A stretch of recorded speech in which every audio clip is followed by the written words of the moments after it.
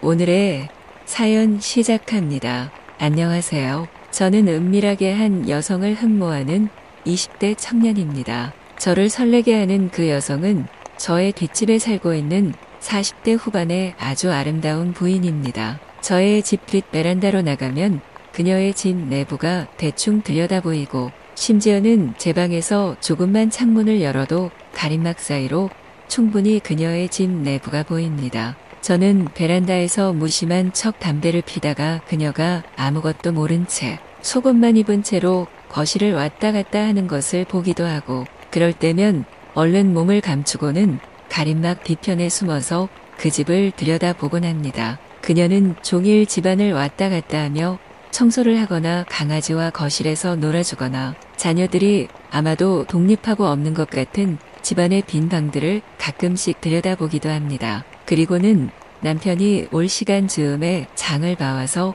저녁 식사 준비를 합니다. 그녀의 남편은 탄탄하고 근육질의 몸을 가진 건장한 남성입니다. 둘은 저녁을 들면서 밝은 얼굴로 뭔가를 이야기하며 정답게 식사를 하고 밤이 익숙해지면 그녀는 조용히 자신의 작업실인 듯한 방으로 들어가서 그림을 그립니다. 화폭은 무지하게 크지만 아직은 서툴고도 서툰 그림을 그리는 그녀의 등 뒤로 때론 남편이 은근한 눈을 하고 다가와서 껴안으며 그녀를 어루만집니다. 그러면 그녀는 그저 못 이기는 척붓을 놓고 그를 따라서 안방으로 들어가고 이내 불이 꺼집니다. 어느 여름날에는 그 집 안방 창문이 열려 있어서 어두운 조명등 아래에 두 사람의 나른한 사랑 행위를 아스라한 커튼 너머로 본 적도 있습니다. 두 사람은 아름다웠고 젊은 제가 가지지 못한 안정적인 삶의 기운을 듬뿍 담은 채로 서로를 향한 타오르는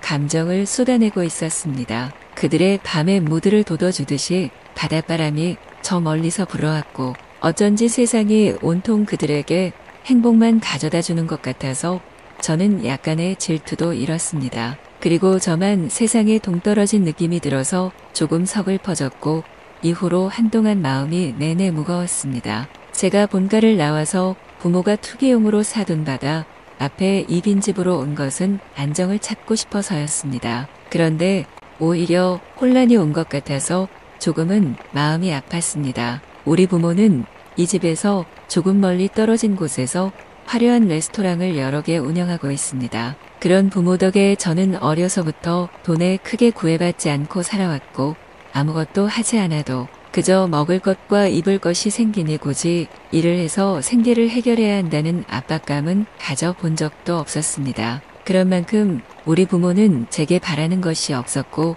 그저 하고 싶은 것이 있으면 열심히 매진해서 하라 했고, 그것이 싫다면 그저 조용히 자신의 영역 안에서 착실히만 살아달라고 말했습니다. 그래서 저는 부모 뜻을 거스르지 않고 그저 넘치는 용돈을 받으면서 이 집에서 제가 하고 싶은 자잘한 취미들로 매일을 보내면서 공허하게 살아가고 있습니다. 그런 제게도 여자친구는 있습니다. 지금 21이고 우리 부모의 가게에서 아르바이트 하다가 저와 말문을 텄고, 이후로 우리는 서서히 남녀 사이로 변해갔습니다. 여자친구는 자존심이 세고 자신이 저보다 못한 환경에서 나고 자랐다고 해서 기죽지도 않는 당당함이 있고, 제게 뭔가를 바라지도 않습니다. 우리는 데이트를 해도 집 테라스에서 고기 구워 먹고 와인 마시며 바다를 하염없이 바라보는 것이 전부입니다. 그러다 밤이 되어 조금 기분이 야릇해지면 둘이 껴안고 침대로 들어가서 사랑을 나눕니다.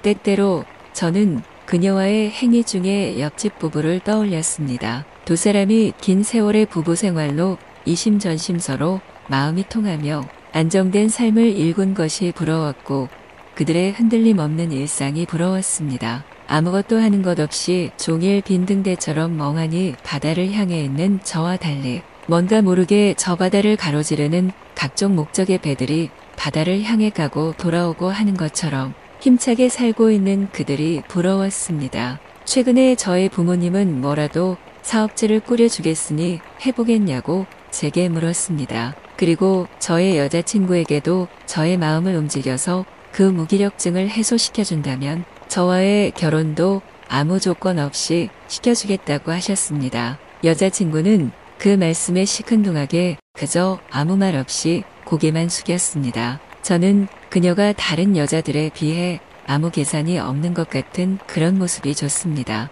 그리고 그런 성격 때문에 우리 사이가 시작된 것입니다. 여자친구는 미래에 대해 미리 결단 내리는 것은 아직 이르다며 우린 지금을 함께하는 것만으로 평온함을 느끼자며 제게 안도감을 주고는 합니다. 저는 제 품에 고개를 묻고 바짝 안긴 그녀의 맨 어깨를 쓰다듬으며 그동안 저를 거쳐갔던 여자들과 친구들과 숱한 사람들에 대해 생각했습니다. 가진 것이 좀 있단 이유로 늘 아이들에게 왕따 당하고 내성적인 제 성격 탓에 어디에도 끼기 어려웠던 어린 시절이 제게 있었고 제가 어디서 뭘 하는 부모의 무녀동남 외동아들이라는 것을 안 순간 갑자기 달려들었던 여러 종류의 여자들도 떠올랐습니다. 결국은 다들 마지막 순간에는 제 마음에 상처를 주고 사라져갔고 저는 아무도 없는 텅 빈 내면에 저 홀로 서 있었습니다. 그래서인지 사람을 별로 만나고 싶지가 않았고